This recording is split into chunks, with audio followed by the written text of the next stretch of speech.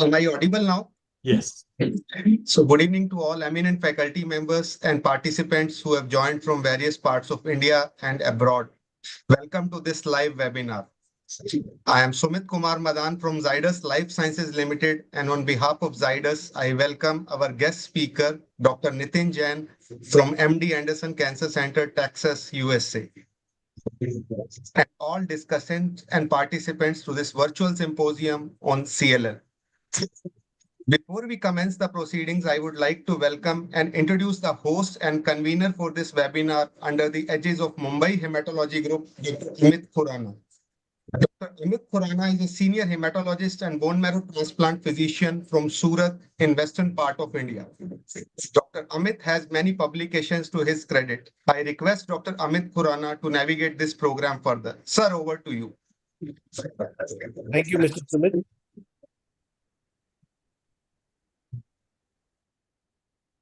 Well, very good evening to all of you, and good morning and good afternoon to all others who are joining from rest part of the world. Today, we have got two guest lectures.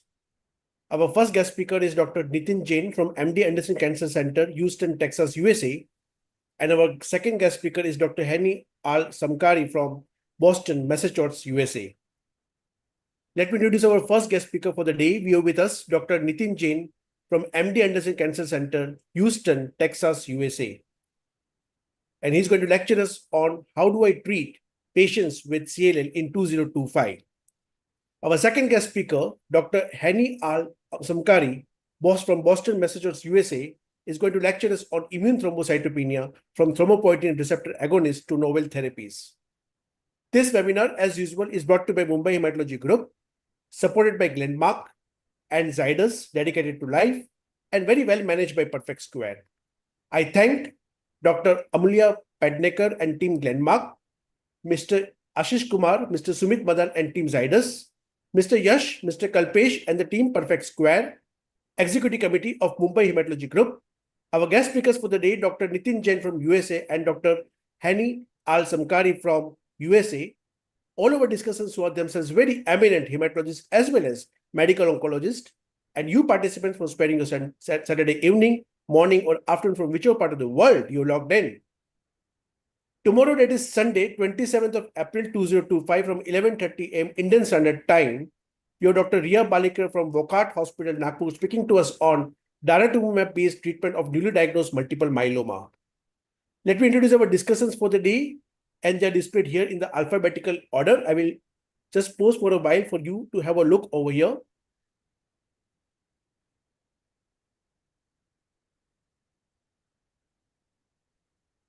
So these are our discussions for the day. Let me introduce our first guest speaker for the day. We have with us no other than Dr. Nitin Jain from MD Anderson Cancer Center, Houston, Texas, USA. Dr. Nitin Jain is professor at Department of Leukemia, University of Texas, MD Anderson Cancer Center, Houston, Texas, USA. He earned his medical degree from AIMS, Delhi in 2002. He then completed his internal medicine residency at the Medical College of Wisconsin, Milwaukee, Wisconsin.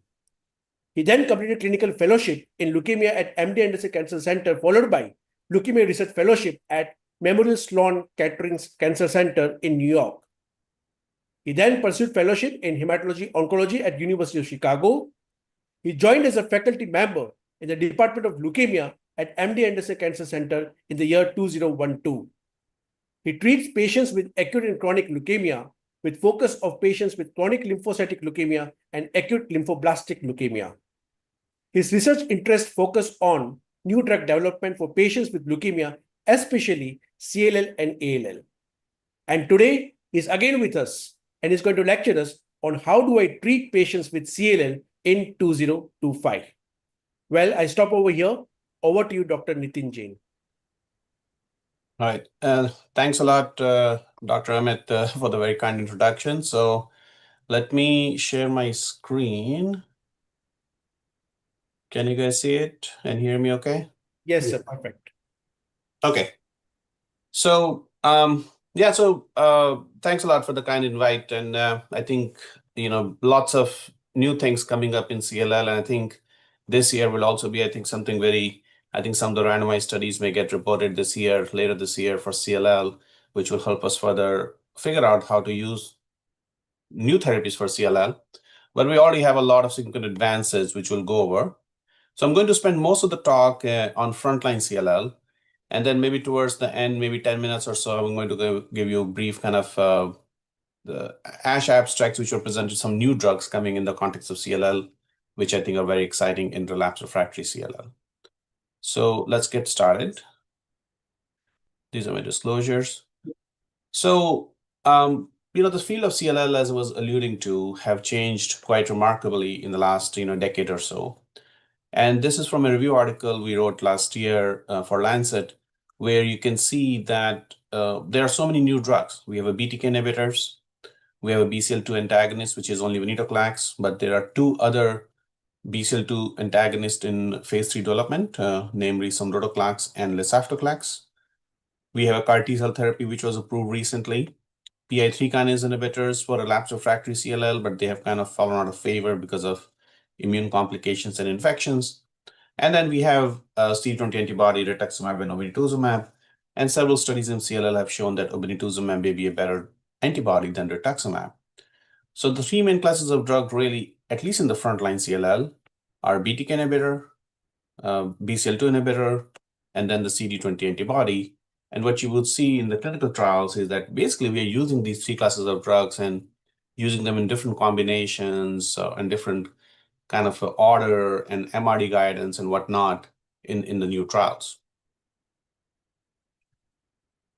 I would also like to highlight a point that ibrutinib, the first one in terms of the oral target therapy, was approved for CLL in 2014. And this was February of 2014. So now we are just over 1 decade into this revolution of target therapies, especially oral target therapies in the context of CLL, where we have moved completely away from chemoimmunotherapy and now using target therapies for our patients. And this is also kind of shown in this kind of a figure where, a lot of development occurred, up until, 2010 maybe, where in early 2000s we had FCR, bendamustine rituximab. In mid-2000s, lots of studies with alemtuzumab, lenalidomide, and these were really kind of have changed the field at that time. And people were arguing which is a better chemotherapy combination strategy. And then, as I alluded, in 2014, ibrutinib was FDA approved for CLL, though certainly the development of ibrutinib started several years before.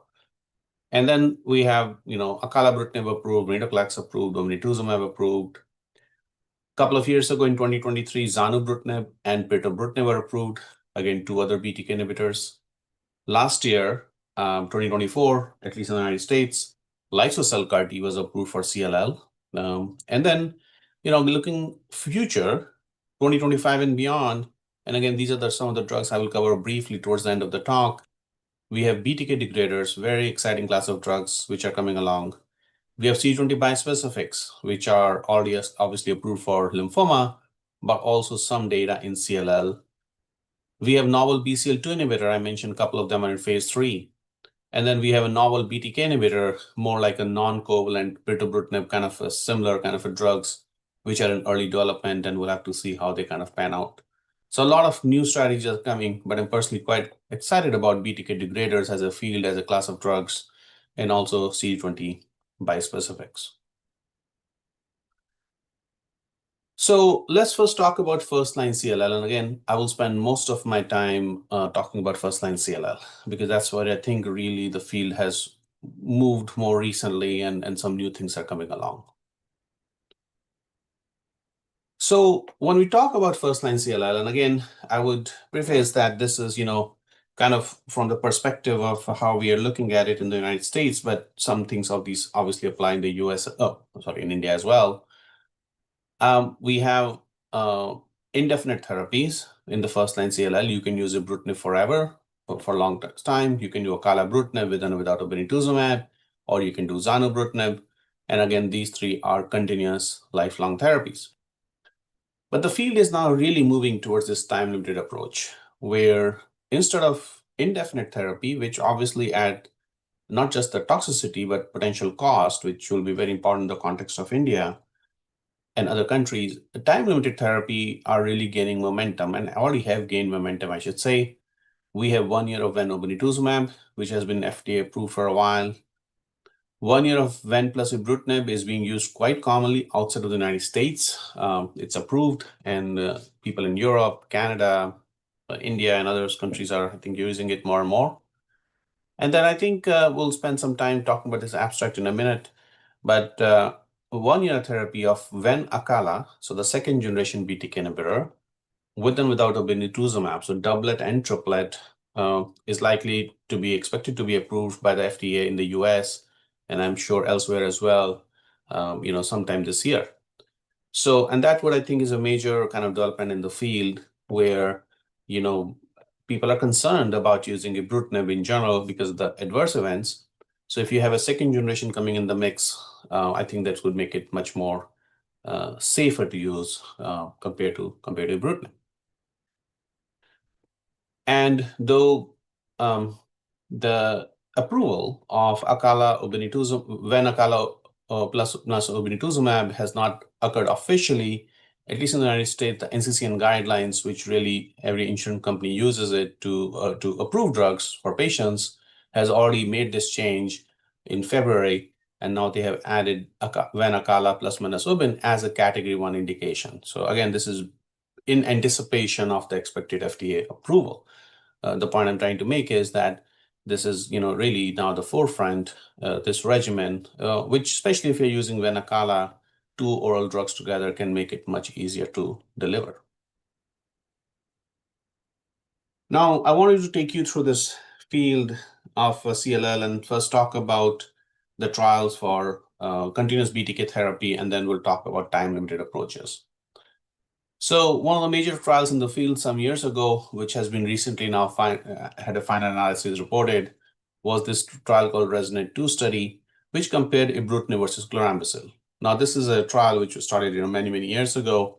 In fact, now we're approaching this trial with 10 years of about follow-up, where you can see ibrutinib alone, monotherapy, you're taking every day. The median PFS is just about 9 years. So very effective therapy, right? You're taking a pill every day, and median 9 years, patients are still doing well and alive and in remission, obviously much better than chlorambucil.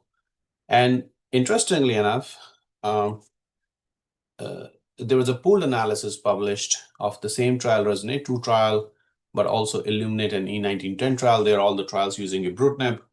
And then they asked a simple question: what is the survival of these ibrutinib arms of these trials compared to age-matched general population? And you can see here the survival was similar. So basically, the patients who are taking ibrutinib long-term, at least as part of this trial, which again, you can argue that more selected population who is able to participate in the trial, but still making a point that patients can do very well, same survival as age-matched general population with ibrutinib, making a point that these are very, very effective strategies. But again, here you're taking a drug continuously daily for 8, 9, 10 years every day. Now, ibrutinib was the first generation BTK inhibitor. Subsequently, as I mentioned briefly before, we have really moved away, and now we're using more second generation agents largely because of safety. And in the second generation agent, the first one to approve was acalabrutinib, based on this trial called ELEVATE-TN study, where people got acala plus obin, acala alone, and chlorambucil obinutuzumab. You have to remember, both the acala arms, acalabrutinib was given continuously daily. The only difference is in the obin arm, you get 6 months of obinutuzumab added up front. This is the most recent update, which showed that acala obin, 78% 6 years PFS versus 62% for acala alone. So both are fantastic, but actually acala obin was actually higher, numerically higher PFS and statistically significant as well. So certainly you could argue to combine acala with obinutuzumab. In my practice, if I'm using acala alone, if you're going to use acala, I generally use acala single agent as opposed to obinutuzumab, because adding obinutuzumab adds to the complexity of the regimen, infusion reaction, costs, and whatnot, and side effects. So, why to use acalabrutinib if I'm going to use maybe just uvenoben, and make it a 1-year time limited approach. So if I'm using acala-based regimen, I just tend to use single agent. But nonetheless, you can see the PFS is better with acala-obin. And that in large part is driven by the fact that 6 months of obin adds to more patients in MRD negative remission, 41% here, as opposed to practically less than 10% with acala alone or chlorambucil plus obinutuzumab. So you're achieving a better depth of remission, which is then translating into longer PFS down the line. So that was acalabrutinib. What about zanubrutinib? So zanubrutinib was updated at ASH. This is the frontline trial, Zanu versus BR, head-to-head comparison. And again, they showed this is updated results, which show that Zanu is superior to BR. So I don't think there's any doubt, and these are just a snapshot of a few of the trials I'm showing you. But over the years, there have been other randomized trials comparing with FCR, where these regimens have really shown to be superior BTK inhibitors to chemoimmunotherapy. So a strong argument you can make that I'm going to use continuous BTK inhibitor therapy for my patients because it's impressive progression-free survival, practically in all studies comparing to chemoimmunotherapy. And also some of the studies have also shown overall survival benefit when you're using BTK inhibitor. But the issue, as I mentioned before, is that if you're going to use BTK inhibitor alone or with obinutuzumab, BTK inhibitor is still an indefinite therapy, which adds to the cost and the toxicity. Complete remission rates are rare, and MRD negative or undetectable MRD just by BTK inhibitor alone is extremely rare or very rare.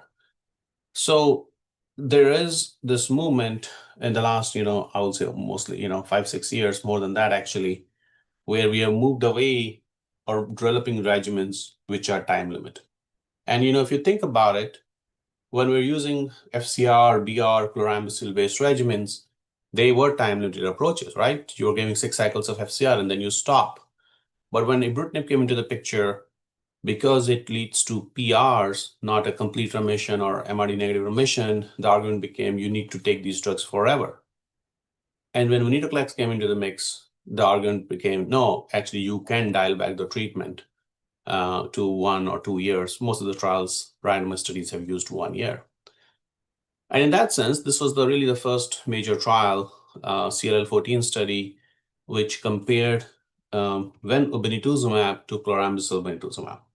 So 1 year of treatment in both the arms. And this is a trial which has been reported many times before. This is the most updated data, where at 6 years, the PFS is about 50% with obinutuzumab. So you have to remember here, the treatment is only just 1 year, and rest of the observation period is just observation without treatment. So you're getting a 6-year PFS of 53%, and importantly, which I think is not very well recognized, is that there is a difference if you're mutated versus unmutated V gene. So some people argue, what's the point of IGHV status? And you can clearly see the point here. If you're a mutated IGHV patient who gets 1 year of obinutuzumab, 6-year PFS is about 72%.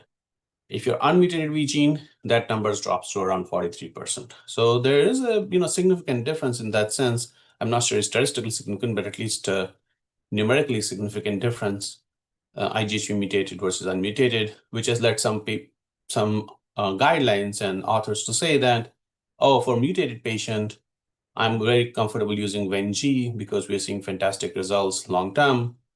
But for unmutated patients, maybe I need to do something different because these results may not be as good. But one group of patients we know the results are not as good is the group of patients with either deletion 17p or TP53 mutation, where you can see here the 6-year PFS is down to about 20%, with the caveat that only 25 patients here we're talking about. But nonetheless, this is the data we have long-term with this kind of a regimen. So this is a group of patients where certainly I think at this time, outside of a clinical trial, continuous BTK inhibitor therapy will still be probably the preferred approach. Now, one thing, we talked briefly about MRD, but when you're using Ven-based regimen, for example, Ven-obinutuzumab here, patients will achieve MRD negative remissions. And this is, if you look here, and anything which is green is MRD negative remission. About 75% or so patients will achieve MRD negative remission, but over time, many of these patients will become MRD positive. In fact, at 5 years, only about 8% of the patients had remained MRD negative. So patients will lose MRD. In fact, this is from the supplement of this paper, which I think is very informative, that this is, you give 1 year of venetoclax or venetoclax, you check MRD, and the MRD is negative at the end of treatment in the blood. So you're very happy. You say, okay, tell the patient we can stop that. We're going to stop therapy and just watch it. But the median time the MRD recurs in the blood is just under 2 years. So, so you may think, oh, that's kind of bad because patients are going to progress right away. But however, as I mentioned before, the median PFS is close to 6 years. So your MRD is coming back in about 2 years, but your disease is not progressing for another 4 years. And actually, even though disease progresses, you may not need treatment. And at 6 years, only 35% of the patients were requiring next line of therapy. So what I'm trying to say is that MRD, yes, can predict future relapse, but it's still, you can see here, quite a bit of time, from 21 months going up to 6 years when they're actually clinically progressing. Now, over the years, when we are talking about CLL, we talk a lot about the CLL14 study and about how when obinutuzumab is performing, and kind of think about this as kind of the gold standard of how patients will do. But one thing, I think which you may not realize is that CLL14 study was designed where the control arm was chlorambucil.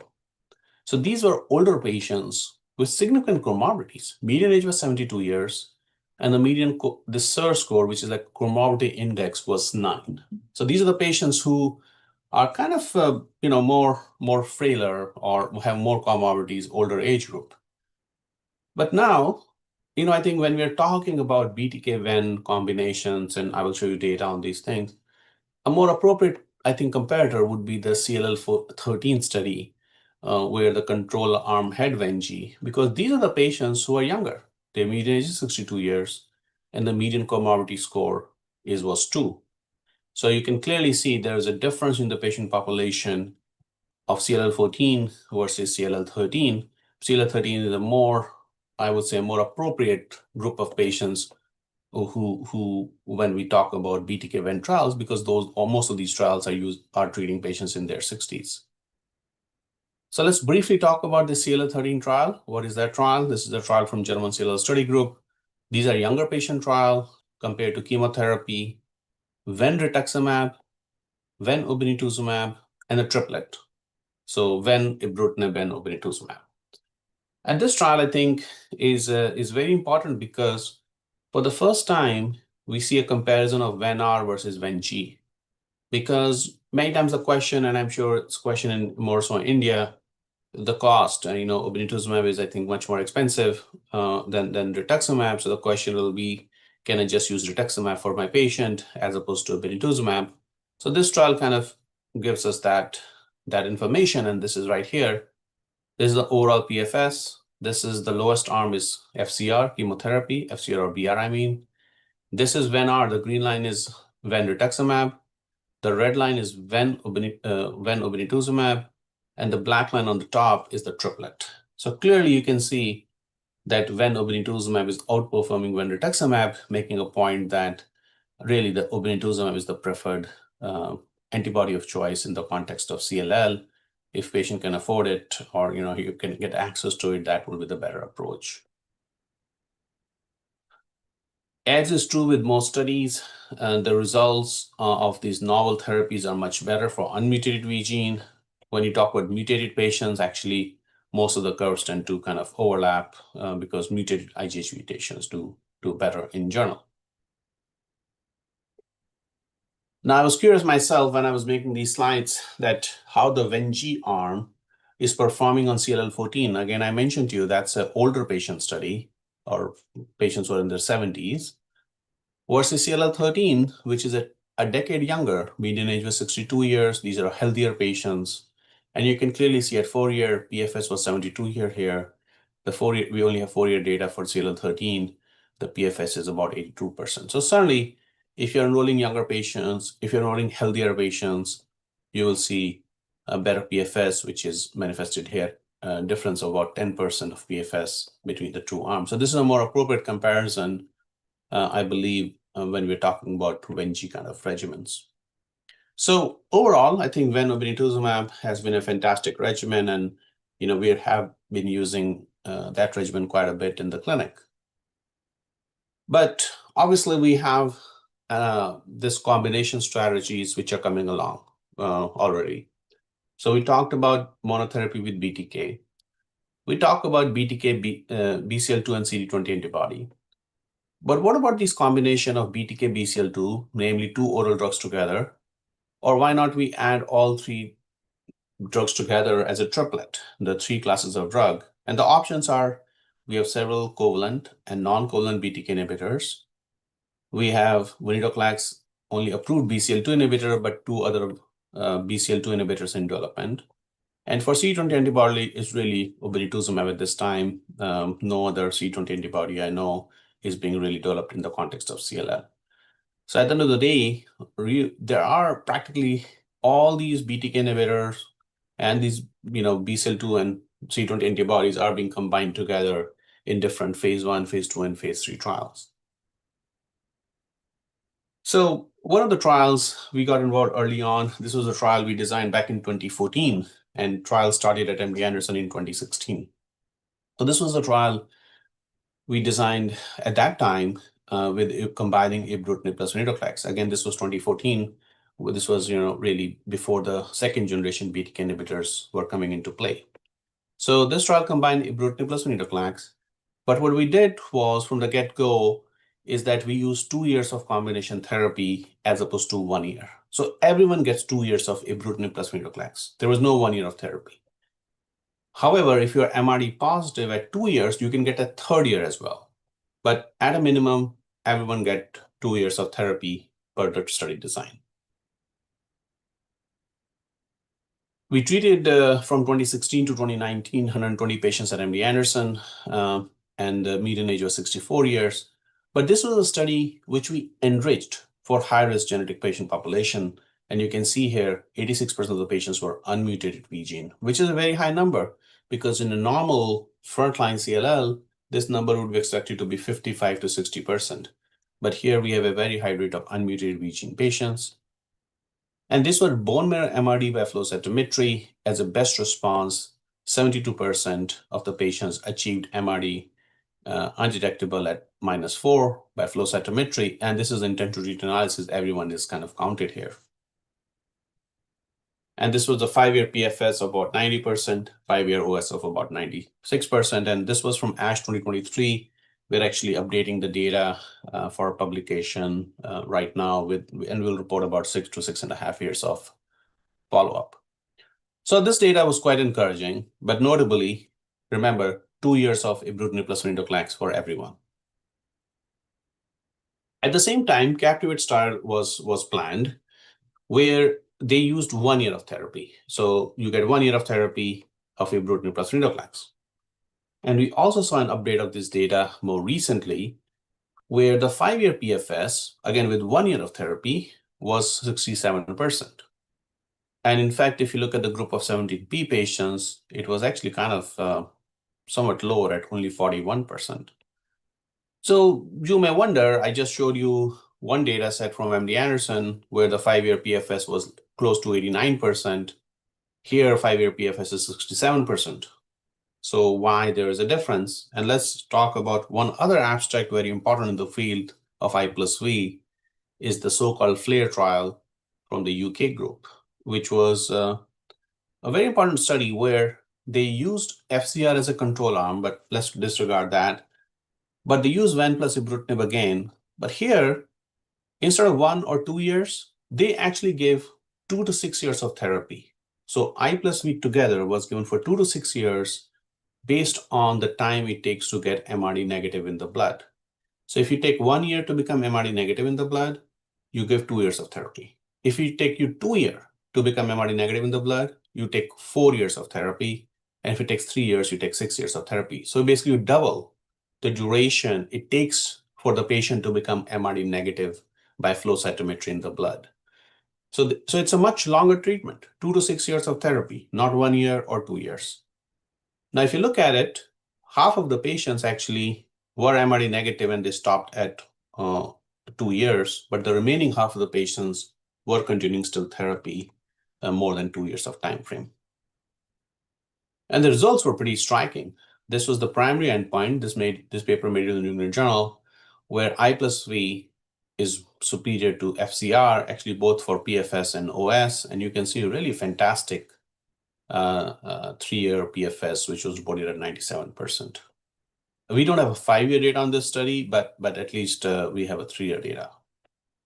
So how do we reconcile some of these 3 data sets I showed you? I first showed you MD Anderson data set with 2 years of treatment. Then we have the UK data set with 2 to 6 years of treatment. And then we have the Captivate data set with 1 year of treatment. And certainly with the caveat of cross-trial comparison, if you look around, it does appear that the duration matters.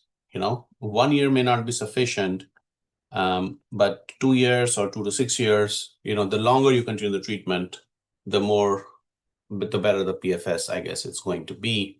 Obviously, that doesn't tell us which is the right strategy. Should I be using 1 year or MRD guided?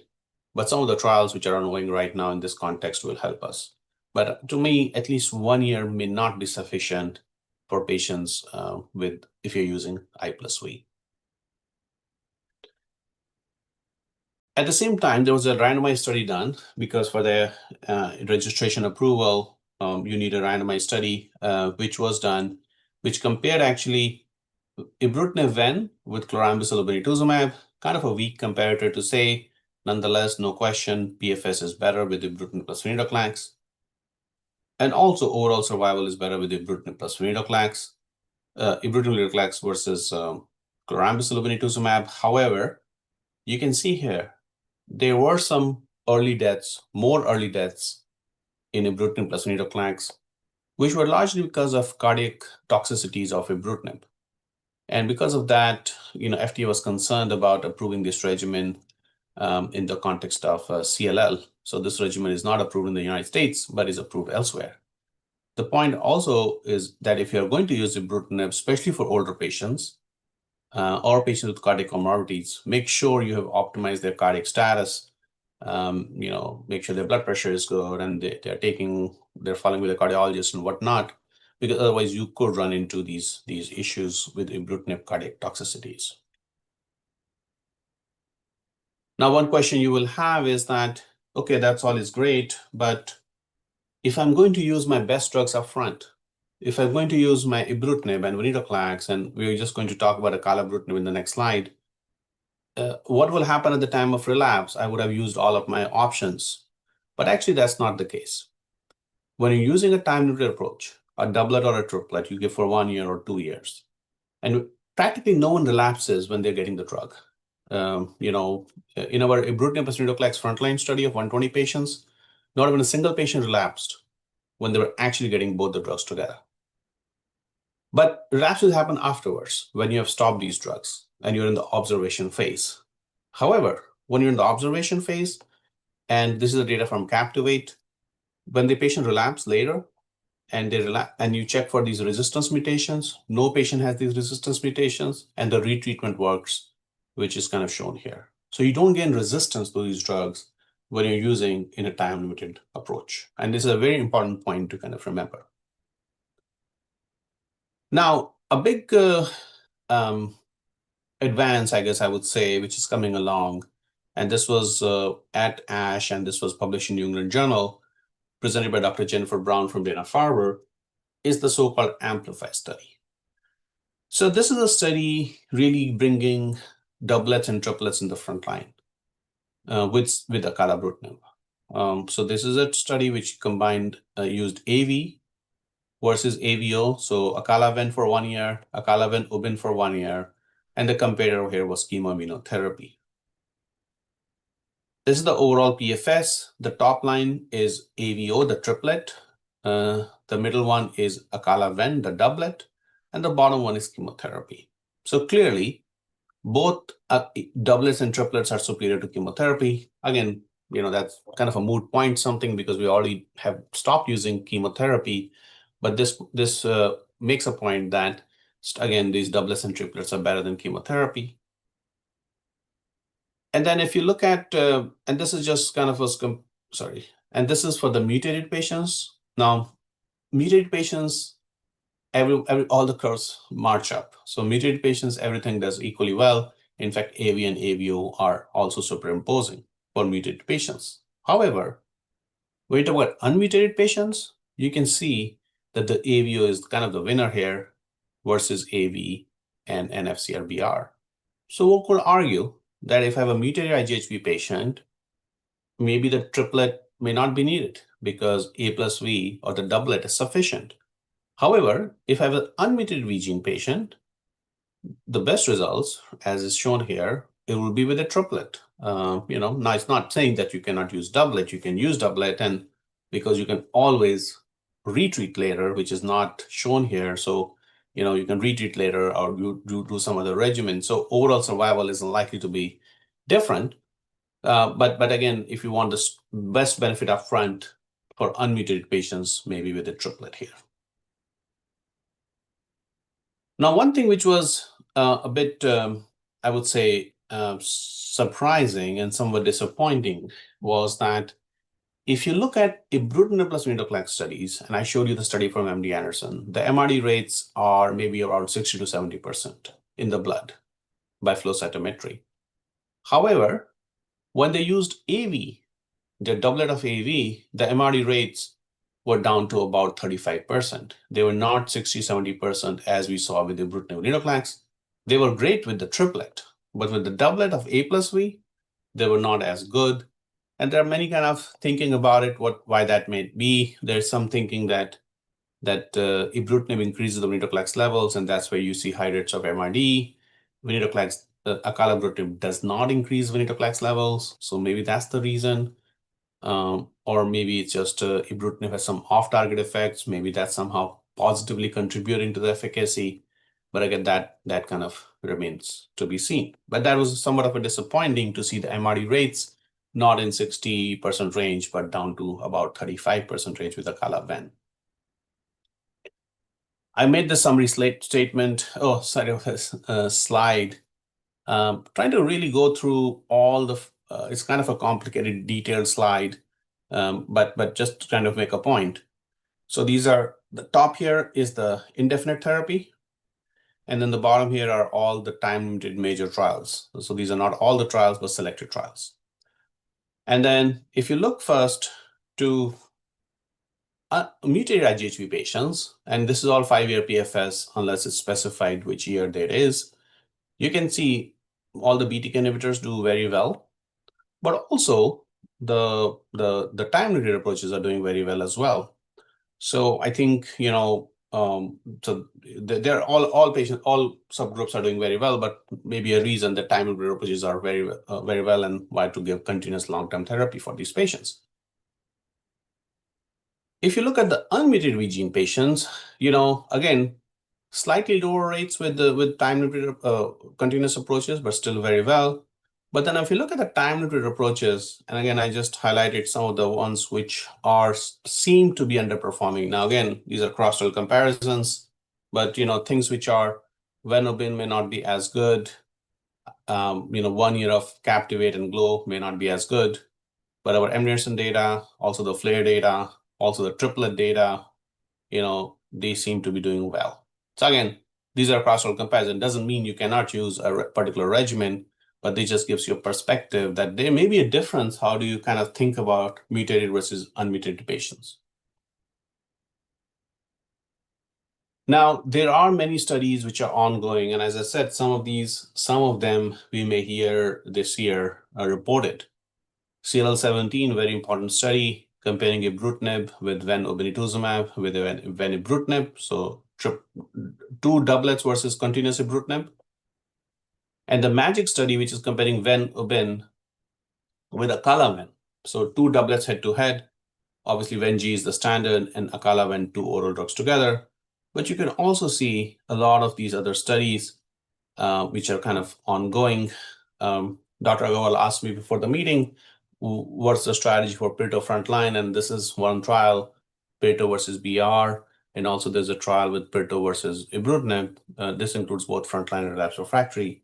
But again, we'll see how those approvals come out to be, or how these trials first report out to be.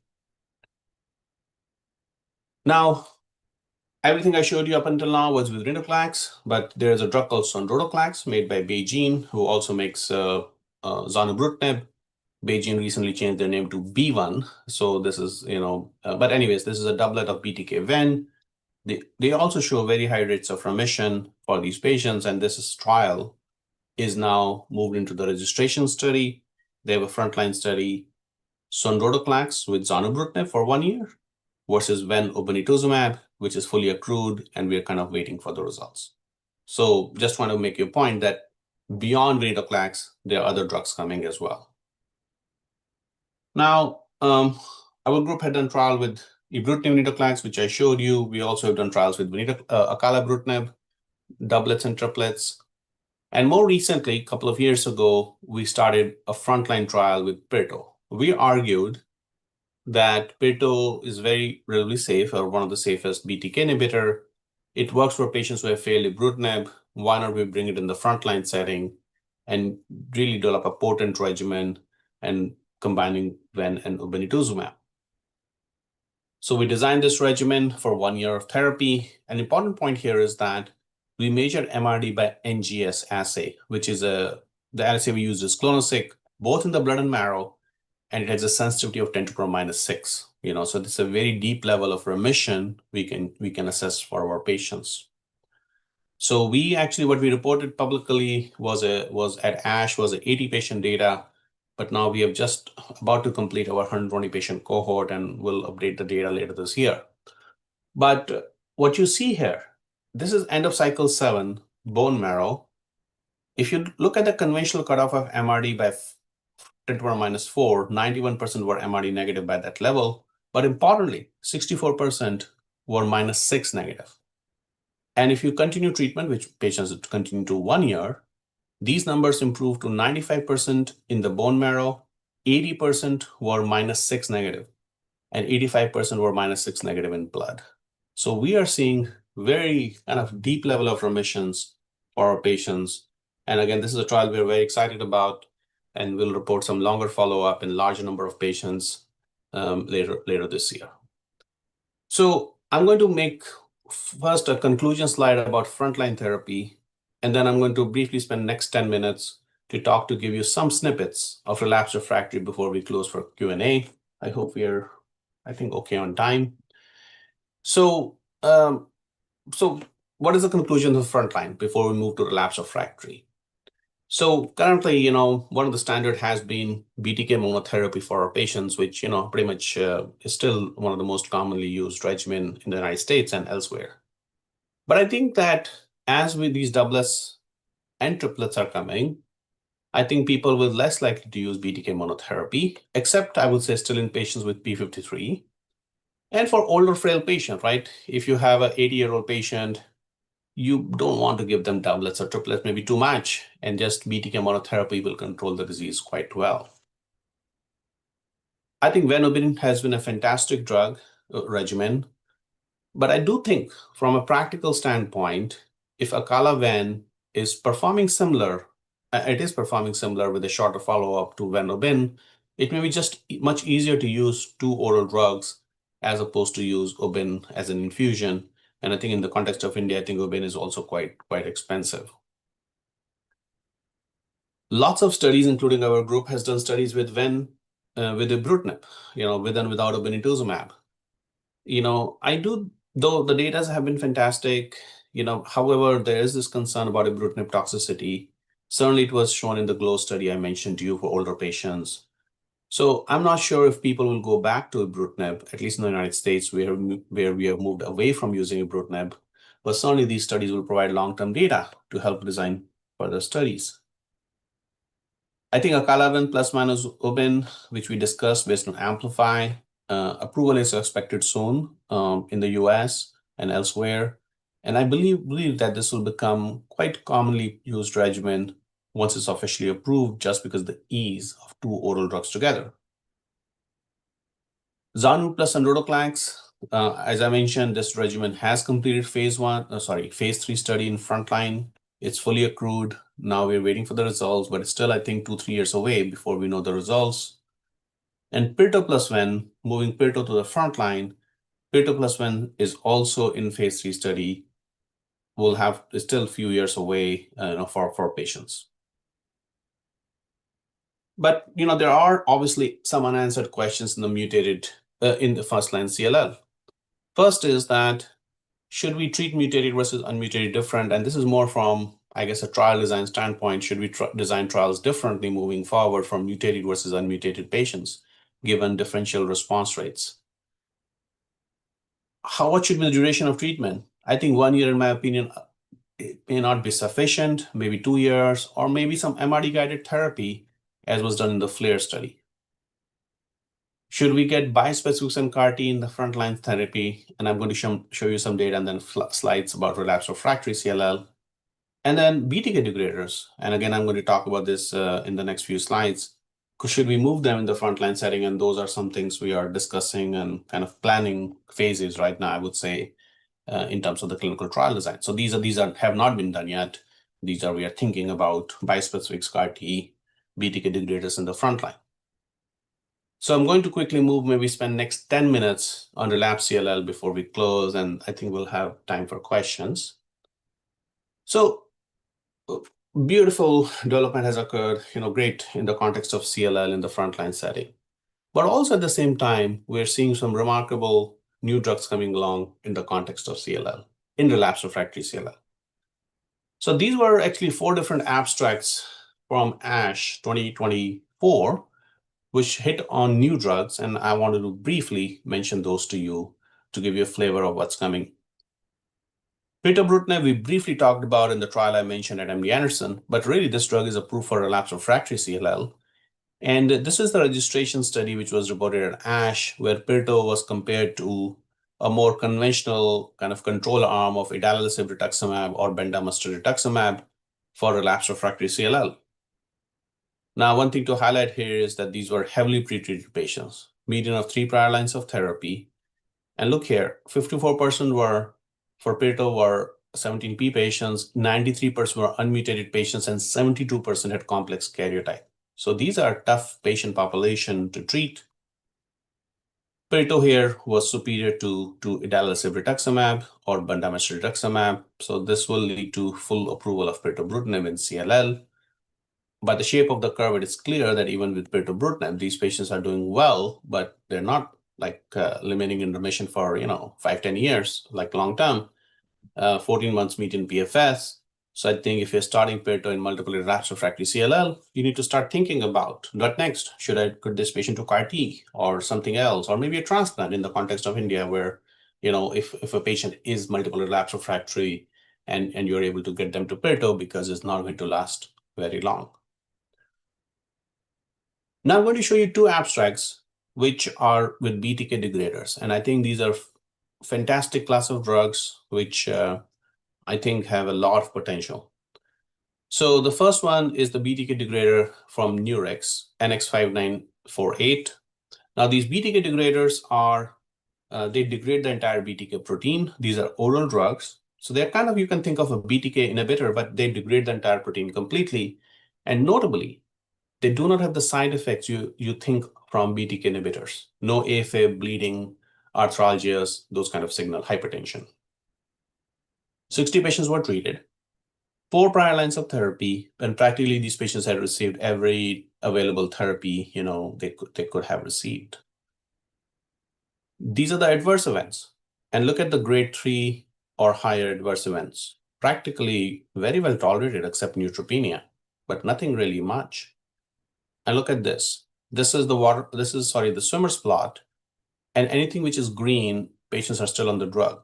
So you can clearly see that majority of the patients are still on the drug and they are tolerating the drug.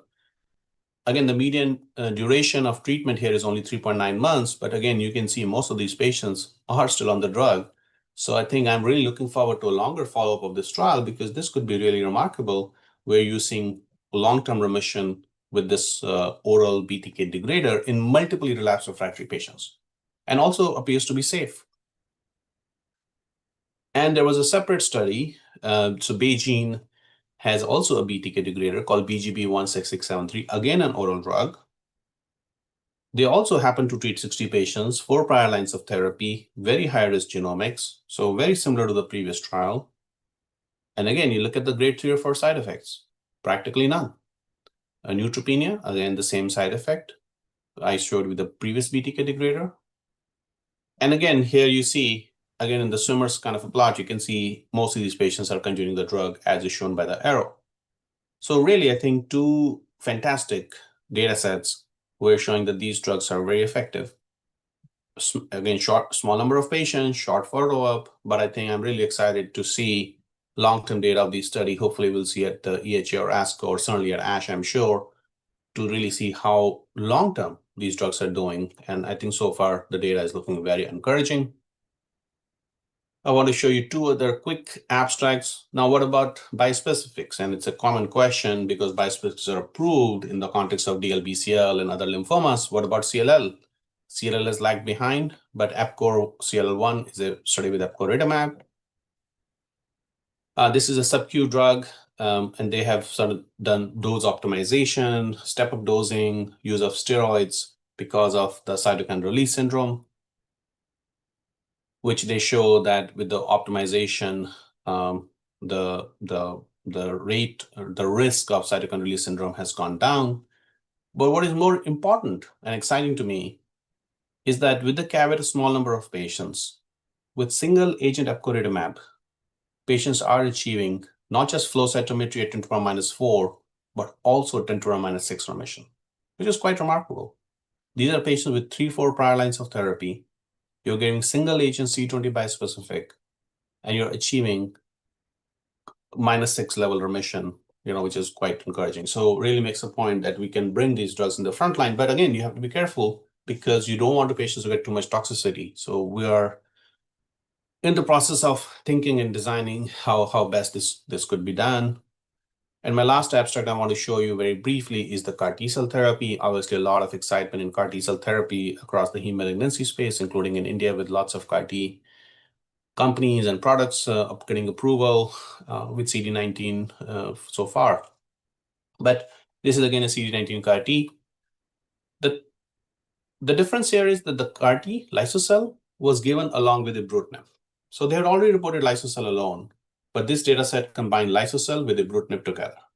So 2 drugs together. And remarkably, what they showed was that high rates of overall remission, high rates of MRD negative remission. And if you compare it just numerically to lysocell alone, these data sets are almost double. CR rates are double. MRD rates are almost double. So by adding ibrutinib to the mix, you're seeing much higher rates of remission. And really in our center, at least for CLL, whenever we're doing CAR T these days, we are always combining it with a BTK inhibitor just because of the data we see here.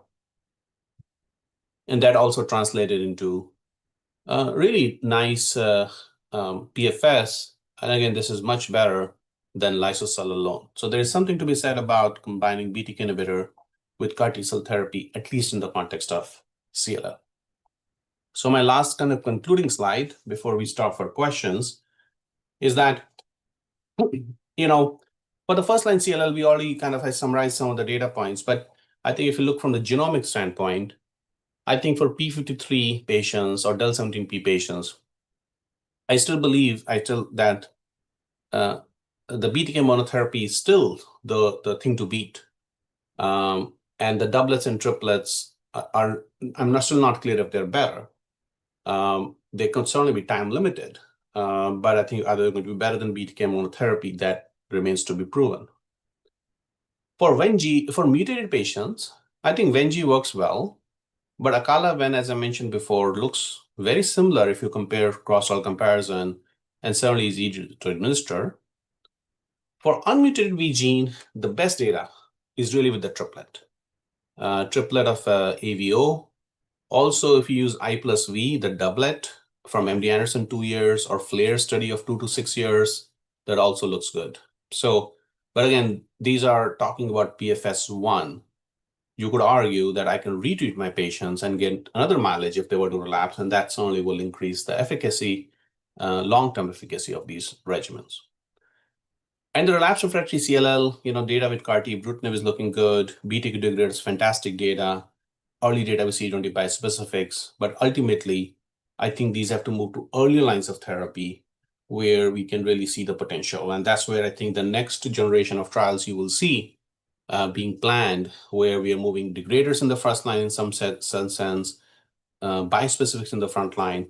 And that's where I think the field is going to go in terms of the next generation of clinical trials for CLL. All right, with this, I would like to conclude. Happy to take any questions. Thank you. Thank you, Dr. Nitin Jain. As usual, fantastic lecture. Very, very crystal clear lecture. I think listening to this lecture, no doubts will be remaining from all of us. We have got so many questions in the chat box, and I request all our discussants to please put the raise hand sign so that we can start our question session with Dr. Nitin Jain. In the meanwhile, I just read out some of the questions from the chat box. We have with us Dr. Suthan Thirakanan. In a case of 17p deletion in frontline, whether acalabrutinib is a single therapy would be better than ibru plus ven, as it has been shown to be, as in your slide, which has been shown. Yeah, so 17p, and I had a separate slide deck on 17p deletion, which I didn't show in the interest of time. So ibrutinib plus venetoclax data from MD Anderson looks pretty good. However, we had 27 patients. When we gave ibrutinib plus venetoclax for 2 years, our 5-year PFS was about 86%, 85%. But there are only 27 patients, right? So it's difficult to make a big argument based on that 27 patient study. There's data with zanubrutinib actually in the frontline setting. Zanu actually has the best data in the frontline 17p patients, and some data with acalabrutinib, as well as with the ibrutinib single agent, where if you use these drugs continuously, the 5-year PFS may be about 70% or so.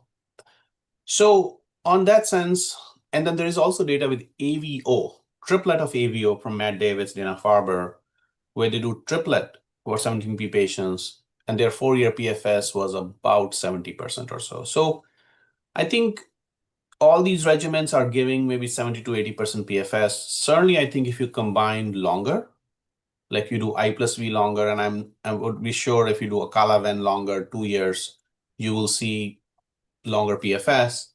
But again, because 17p patients are really 10 to 15% of frontline CLL, it's very difficult to design trial just for those patients and to really show with statistical significance which regimen is the best regimen.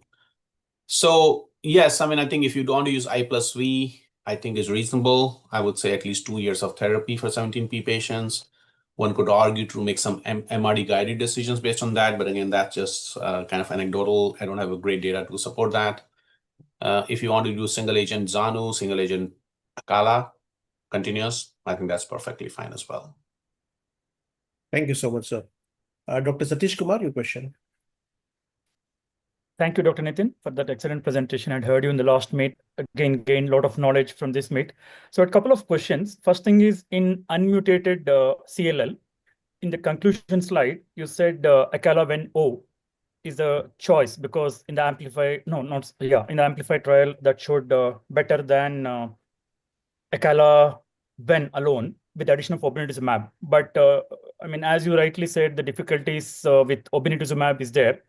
And then you mentioned ibru-ven rather than acala-ven, but you showed the data that ibru somehow is better than acala in this subset of patients. Do you think combining acala and ven for 2 years would be better than giving it for 1 year? Because ibru-ven you wrote 2 years, but there's no amplified was all for 1 year or whatever, 14 months. Can we give it longer to increase the response rates? Yeah, so and we have done that. So I didn't show that in the list of time. We had a poster at ASH. At our center, we have a trial where we give acala-ven for 2 years or acala-ven obin for 2 years, actually. And that also showed very high rates of remission. So certainly you can do that.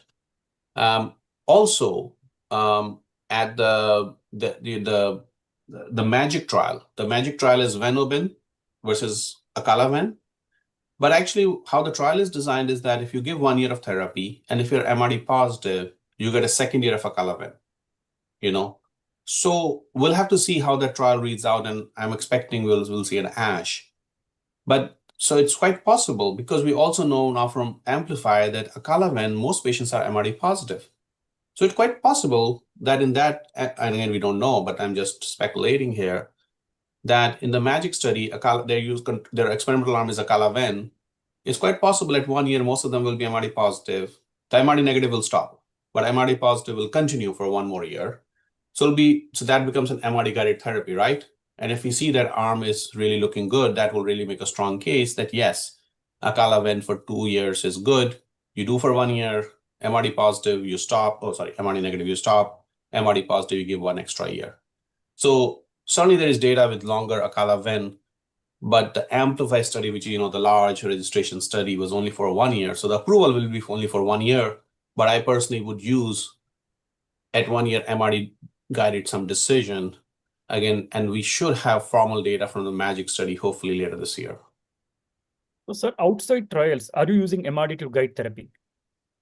And by So flow, I tend to use it just because we are kind of, use quite often in trials. So, I would say in all fairness, most patients, so let me rephrase. I think, outside of a trial, at least in the US right now, the standard time-limited approach has been Ven-Obinutuzumab. And with Ven-Obinutuzumab, really, actually, it's a fantastic regimen. Most patients will become MRD negative at 1 year mark. And even if they're low-level MRD positive, I will still stop therapy at 1 year because I'm not sure if continuing longer Ven in that situation is going to help.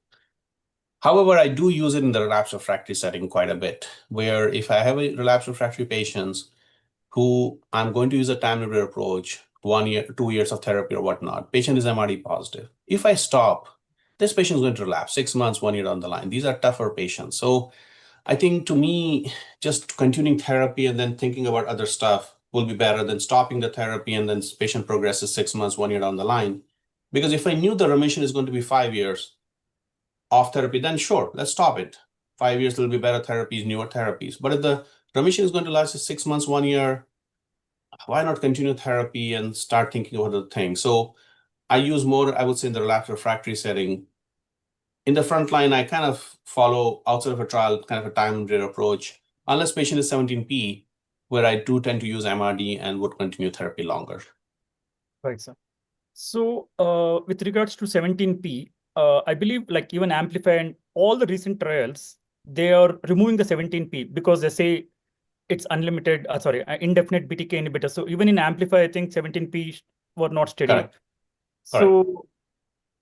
So can we still think of a time-limited duration in 17P and use MRD to guide, or do you think they'll relapse early though they're MRD negative after 1 year or 2 years of Acala-Ven or something like that? Yeah, so you can, so there is, Amplify didn't have it just because the control arm is FCR, so you cannot have a 17P patients randomized there.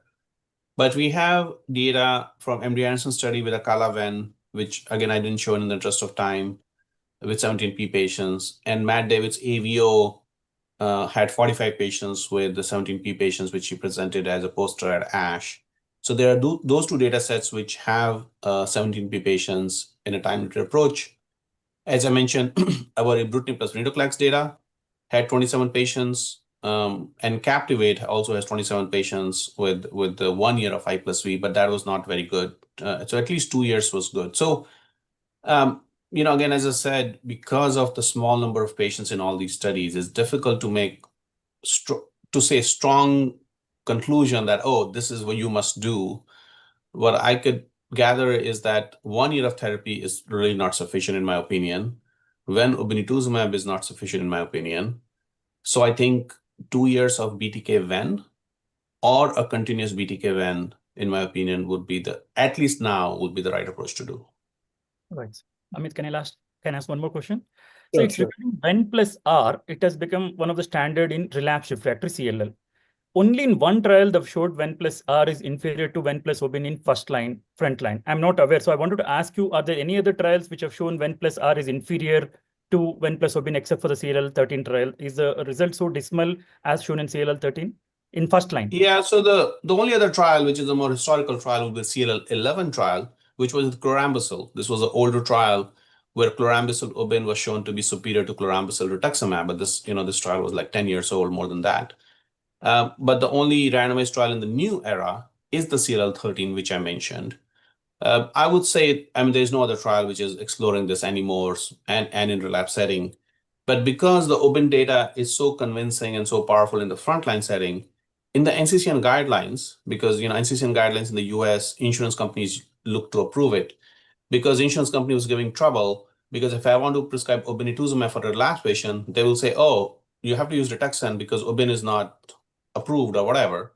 So NCCN guidelines recently, they've changed in the relapse refractory setting. There is no data, but just a so strong, thinking from the front line that Ven plus obinutuzumab is a standard regimen in relapse refractory. So now the insurance companies have to cover Ven obinutuzumab. So there is no data for Ven obinutuzumab, but again, we are extrapolating from frontline setting, and there will never be a data because there's no trial plan for that. No, mainly in mutated CLL, can we use Ven plus R? I guess you can do anything you want, but I think it is very likely that when obinutuzumab still will likely beat even in the CLL13, now CLL13 mutated frontline, the curves are overlapping, but I think overall long term, I do think the depth of remission will be better than when with Ven obinutuzumab. Relapse refractory, just because they're higher risk patient population. Again, if you don't have access to Obin, you're stuck. Or it's very expensive, you're stuck. What can you do? It's better to use rituximab than nothing. But certainly, I think that eventually Obin will be better than rituximab for patients with CLL in all subsets. Thank you so much, Dr. Thanks so much. Thank you, Dr. Satish Kumar. Sir, your question. Do you find venetoclax 400 mg very easy to use for 1 year, 2 year, or you get into problem of neutropenia and you keep adjusting the dose? So great question. And I didn't really talk about toxicities too much in the talk. So one very important point to remember is that if you're using any Ven-based regimen, Ven obinutuzumab, the grade 3 or 4 neutropenia, was about 50%. When ibrutinib, the studies have shown from 35% all the way to 50%. PVO study we did about 55 to 60%. So I think I usually tell my patients 50% chance you will get a grade 3 or 4 neutropenia, ANC of less than 1. However, most of these occur in the first 6 months, when you're especially combining with Obin, Ven, a BTK, the three together, I think that mix in the first few months, you will likely run into neutropenia.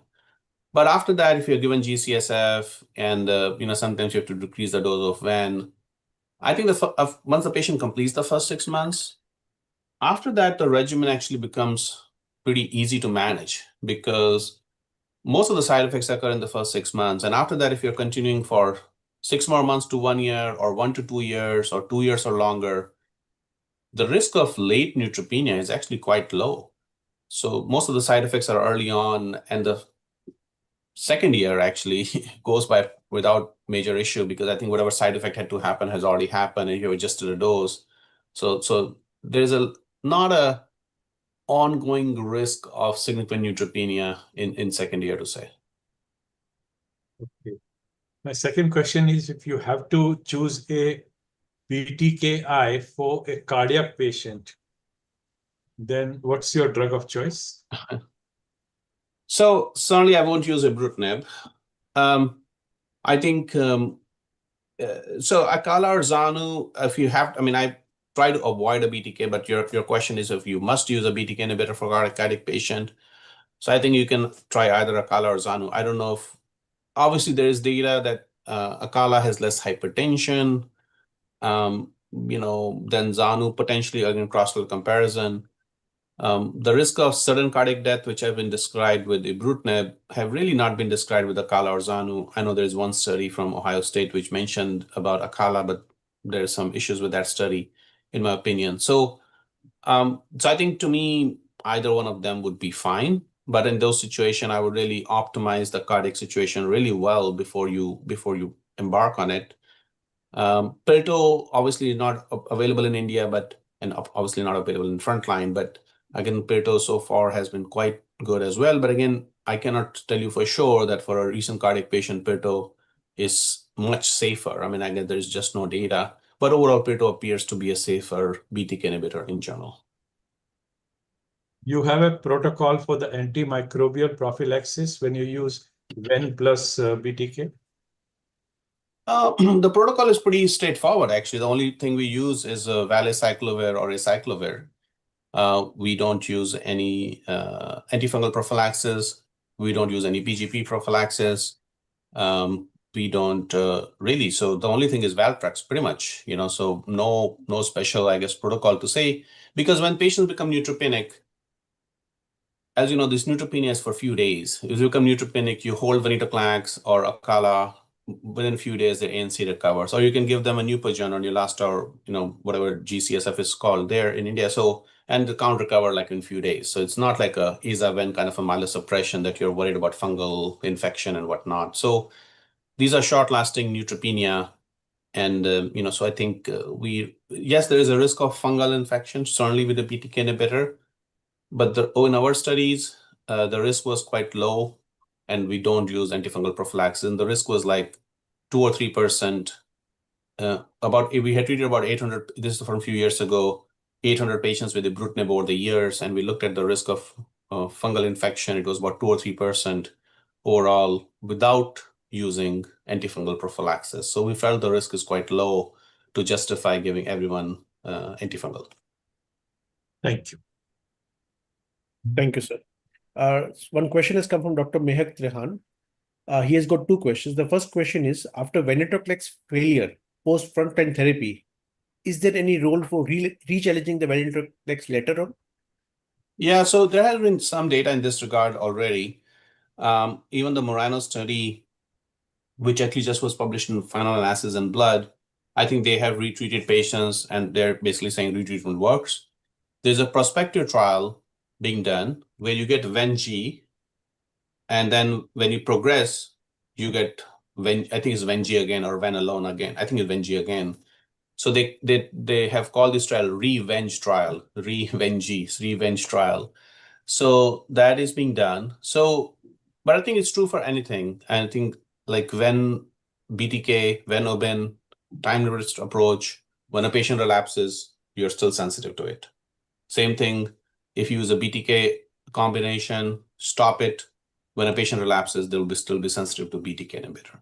So yes, you can reuse venetoclax. I would say that, if you use obinutuzumab and patient relapses within 3 months of stopping Ven, which will be unlikely, but if they were to, then you can use Ven alone. But the point is that if you stop again, the patient will relapse again. This is a patient who is telling you that they need kind of long-term suppressive therapy, and a time-limited approach may not be the answer for this patient. So what is the duration between when you stop the drug basically and the patient should relapse within how many months? So we can re-challenge it again? Well, in some sense, one could argue that if let's suppose you do 1 year of, I'm just for the sake of argument, let's give an example of venibrutinib. If you give venibrutinib for 1 year or 2 years, some people say that, okay, if I have the amount of treatment I have done, if the patient achieves a remission for that amount of treatment without progressing, and if they progress like 3 years later, maybe they achieve 3 years of treatment-free remission. So that's good. Let me re-challenge a time-limited approach, and they will achieve long-term remission. But at the same time, you could think of it in many different ways. If a patient relapses 3 years later, you can restart the BTK inhibitor alone and just continue this time the continuous BTK inhibitor long term. I had a patient on venibrutinib who got 2 years of therapy. He was MRD negative. Within 3 months, he progressed after stopping therapy. So that was the fastest progression we have on the frontline study. And at that time, this is like 2019 or something, that happened. So I just put him back on ibrutinib alone because I said, okay, let's just start you back on ibrutinib. And he's just absolutely fine, you know? So the reason he progressed was that he didn't develop a resistance. He just needed to be back on ibrutinib, and he progressed quickly, and I put him back on ibrutinib, and then he did fine for 3-4 years. Then he developed AFib, then I had to switch him. But so what I'm trying to say is that there are different ways you could use, but in my opinion, unless there's a bona fide resistance mutation you have identified, I think most of these patients will be sensitive irrespective of the timing, irrespective of the duration. But if you're going to try a time-limited approach again, you know, if they had a long treatment-free remission, then that would make sense. If someone progresses within 3 months of stopping therapy and you say, oh, I'm going to give 1 year and stop again, okay, I mean, the result will be the same. Patient will progress again. So in that situation, you have to think of a long-term strategy, like a long-term BTK inhibitor. Exactly. Thank you so much, sir. Another question is, in patients with severe autoimmune cytopenias, do you prefer BTK inhibitor as first-line therapy over venetoclax-based regimen? You know, so I think the jury is, I would say I've done both. I think most standard I was thinking would be to say BTK inhibitor therapy. And I think I would say that I have generally done most of the time BTK inhibitor therapy. I would say I don't start BTK inhibitor on day one. So let's suppose someone has autoimmune hemolytic anemia. I generally give them steroids and, you know, rituximab, control the autoimmune process. In a month or 2 months, their counts are fine, hemoglobin is fine. For the first episode, I generally just stop it at that time. And first episode of autoimmune hemolytic anemia. And many times it doesn't recur for another couple of years, 2-3 years. But if it recurs second time, especially within the first 1 year, then I think after controlling the second episode, then I put them on a continuous BTK inhibitor. Having said that, recently I had a patient, she didn't want a BTK inhibitor. She was 45-year-old, she wanted time-limited approach. So I just put her on Ven/Obin, and she was doing fantastic, you know. So I think at the end of the day, you need to just control the disease, right? Once you've controlled the autoimmune hemolytic anemia, then you need to just control the CLL to prevent further episodes. How do you control CLL? I think anything you control with CLL, I think would be fine. But most folks would say, yes, BTK inhibitor, but I think you can certainly use Ven/G, and I think it will do fine. Thank you, sir. So I finished all the questions from the audience. Any discussants want to ask any other question? So when you have a relapse, once again, you use the same criteria for restarting the treatment as the front line, right?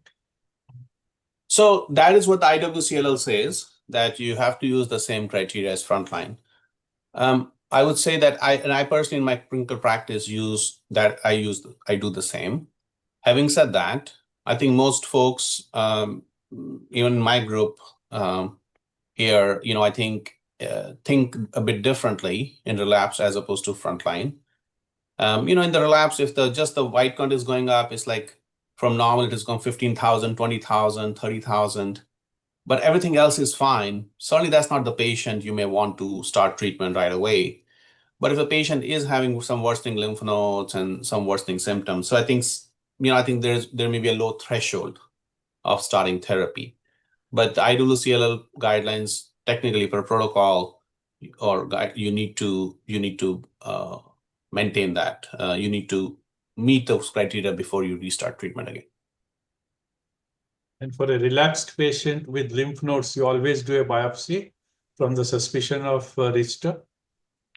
Not necessarily. I guess if it's a straightforward kind of a relapse patient, you know, white count is rising, symptoms, lymph nodes are 3-4 centimeter, diffuse neuropathy, not just a localized neuropathy, I generally don't rebiopsy. However, you know, if again there's a concern for Richter's, certainly much more symptomatic, isolated lymph node enlargement, elevated LDH, then certainly in those situations do a PET and a biopsy. But I would say most routine kind of a disease progression, you know, I don't do PET with to me, it's kind of clear that this is just a CLL which is progressing rather than, you know, even if it has an explosive growth, I mean, patient was fine, and a month later they have significantly large lymph nodes and whatnot, then I think, yes, concern for Richter's, and that way I would do a PET and then make some decisions based on that. Satish has a question. Dr. Satish, your question. So, a patient on continuous BTK inhibitor, how long have you seen the maximum that the count is not coming down? When should we worry if the WBC is stuck at Oh, 50? the lymphocytosis? Yeah. How long have you seen persisting? Because I have a patient 4 to 5 months now, still the lymphocytosis is persisting. He's asymptomatic. Should you do a CT scan and see whether the lymph nodes No, have no, decreased? 4 to 5 months is pretty actually okay. I have patients more than 1 year. So, I mean, if you look at the original studies, about 10% of patients. So, average time they come down, is 3 to 6 months. But so 4 to 5 months is really, it's completely okay. But there will be patients who will go more than 1 year, and I suppose they started with a white count of 100,000. Then it went up to 150. Then it's slowly coming down, and it's 1 year out, and they're still like 70,000. Like they're not dropping to normal, and they're still pretty high, but otherwise everything is okay. And those patients are, I would say, about 5 to 10% of the overall patient population. But there's no reason to believe that that's bad or anything different. So as long as they're going in the right direction, they're stable, I don't think there's a concern for disease relapse. However, if they come down and then they start to go up, and then they're going up consistently, then I'm worried about disease relapse. And, at least we have access to BTK mutation in our center. We can just send a peripheral blood for BTK mutation and see if they have gained some resistance mutation. But short of that, I mean, I think if they're starting to rise again, then I'm just getting concerned that why the count is rising. And maybe now they're developing some resistance. But in the front line, as you said, if even there's no other sign of progression, the white count is just staying a bit high and is not coming down fully to normal, I won't worry about it. Thank you. When you have a BTKI resistance, can you use another BTKI or all of them are out? Yeah, so excellent question. And I think I had some slides on the BTK resistance, and it's a fascinating field. But so ibrutinib, acalabrutinib, they work on cysteine 481S. If you fail one, the other one is not going to work. So if you have a resistance mutation developed, it will be pan resistance to all the 3 drugs. Having said that, there is some caveat to that. I had some patients who were on lower doses of ibrutinib, or they were not really compliant with the treatment. The resistance mutation was not noted, but they were just not, they progress on ibrutinib, but really they were not really taking ibrutinib or whatnot because of side effects and whatnot. And those patients, if you were to challenge with the second generation, they may do well because truly there was not a resistance. It was more a side effects to ibrutinib. But if you have bona fide cysteine 481S, you will not respond to Acala or Zanu. You will respond to Pirto, but again, in India, Pirto is not available, it looks like, so then that would not be an issue. But there's also a new field of thing is emerging where Pirto resistance mutations are coming along. So those are L528W, 474I, which changes, and the interesting part is that when Pirto comes along much more commonly. So acalabrutinib, most of the resistance mutation is cysteine 481S, where Pirto should work. However, 10% of Acala resistance is 474I, which is Pirto resistant. Same thing, zanubrutinib, most common resistance is cysteine 481S, Pirto should work. But about 10 to 20% of Zanu have L528W resistance mutation, where Pirto will not work. So in our center, if I have a patient who's on Acala or Zanu, and they're failing that, and then I'm going to put them on Pirto, I actually check them resistance mutation panel. Because if it's cysteine 481S, no question, great. But if it is some 10%, 20% has a Pirto resistance mutation has developed, then maybe I should think of something different, right? Some other clinical trial or a CAR-T or a venetoclax-based therapy.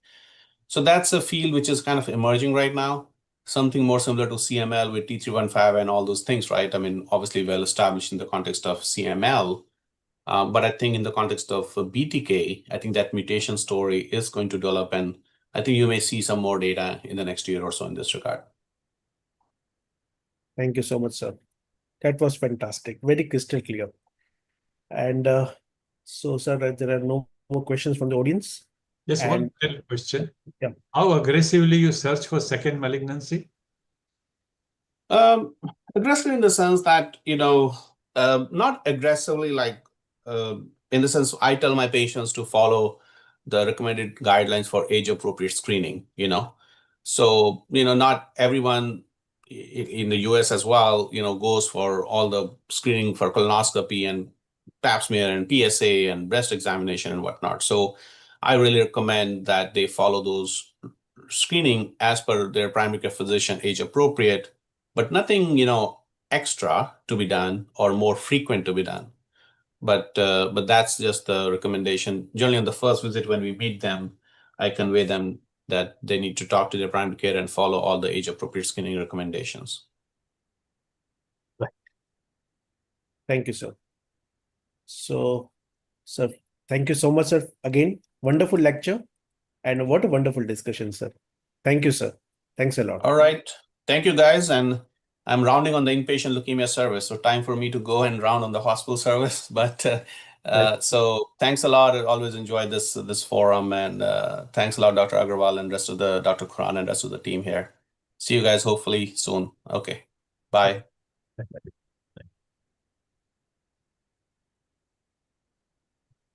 So we head on to the second guest speaker for the day now. He has not yet joined. So should I go ahead, sir? Has he joined? Not yet. Not yet. Okay. So just the audience, be there. He will be joining. Our second speaker will be joining any moment. I think the moment he joins, you can introduce.